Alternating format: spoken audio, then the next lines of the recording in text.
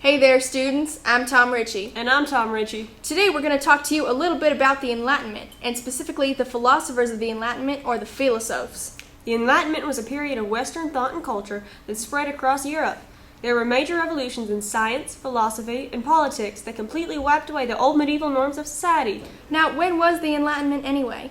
The period of the Enlightenment started in the mid-17th century, around 1650, and lasted all the way until 1780. There were many philosophers of the Enlightenment, but the main ones were Rene Descartes, Francis Bacon, John Locke, Isaac Newton, and Voltaire.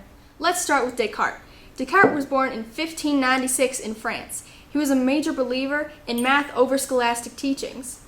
Descartes is often known as the father of philosophy. One of Descartes' most famous pieces of literature was the Discourse on the Method. He wrote this in French, so everyone, including women, would be able to read his work. Descartes created a moral code in this book. This code included 1. Obey laws and customs. 2. Be firm and decisive in actions. 3. Change desires rather than the order of the world. And 4. Advance as far as possible in the search for truth. Descartes' philosophy believed that humans are made of a union of the mind and body. He also believed that humans can be conditioned by experience to have a specific emotional response. Descartes also believed that humans are good as long as they have free will. One of his most famous quotes is, "I think, therefore I am." This emphasizes his belief in deductive reasoning. Deduction is the practice of making observations based on theories. Combined with Bacon, Descartes' findings created the scientific method.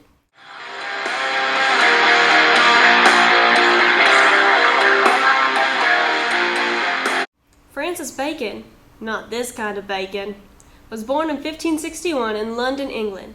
Bacon held a position in Parliament for almost 40 years, from 1584 to 1617. Bacon focused on empirical methods of science. This method relied on proof to create theories. This method also involved the gathering of facts, analysis, and experiments to create an outcome. In Bacon's book, Novum Organum, he believed that the scientific method should progress in 4 steps: table of investigation, table of presence, table of absence and proximity, and table of comparison. Bacon tried to gain supporters for new sciences to change the old systems. He is often known as the father of empiricism. After his death, Bacon's findings were widely supported and applied to create cooperative scientific communities. Today, Bacon is still considered to be a key figure to lead to the modern-day scientific discoveries.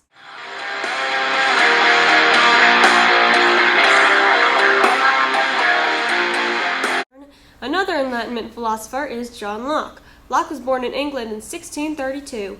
Locke attended Oxford's most prestigious school and focused on metaphysics and classical languages. He eventually became the personal physician of the Earl of Shaftesbury. Shaftesbury had a large impact on Locke's thinkings. Shaftesbury was a founder of the Whig Party and a supporter of constitutional monarchy. Locke wrote the 2 treaties of a civil government, which supported essential human rights and a social contract between the government and people. Locke was exiled from England as the government despised his work and framed him for a failed assassination attempt. Locke later wrote an essay concerning human understanding, which examined the nature of human knowledge. Locke's thought led him to become a hero of the Whig Party. He is still believed to have shaped Western thinking, including the formation of the United States government.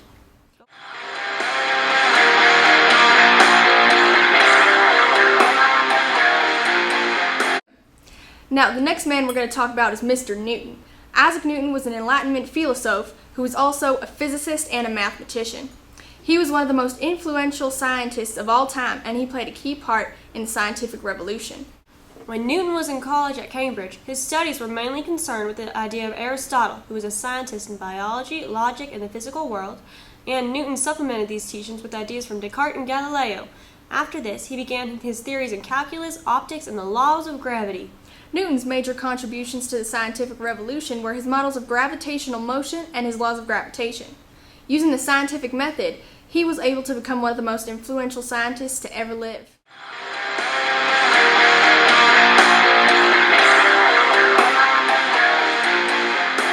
Last but not least, we have Voltaire. Voltaire was born in France in 1694. He received a classical education at a Jesuit school in Paris. Voltaire's literary works can be classified into 4 types: plays, poetry, historical fiction, and philosophical works. One of Voltaire's most famous and tragic plays is Zaire.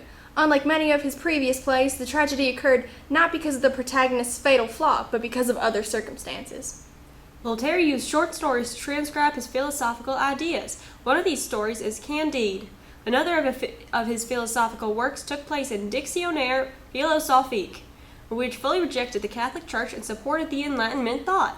Voltaire, like many other key Enlightenment figures, was a deist. He was known to say, "What is faith? There is no matter of faith, but of reason." Voltaire also supported the toleration of many religions.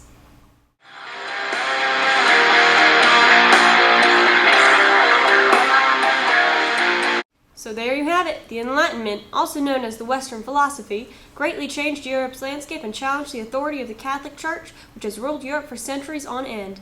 That about sums it up. Thanks for watching. If you want to see more videos like this, with more historical goodness, just click on the link below to subscribe to my channel, and don't forget to follow me on Twitter @Tom Richey. In the description, I'll link more videos on the topic of the Enlightenment. There'll be more videos coming up soon for those of you preparing for the AP Euro exam in May. Stay tuned until next time.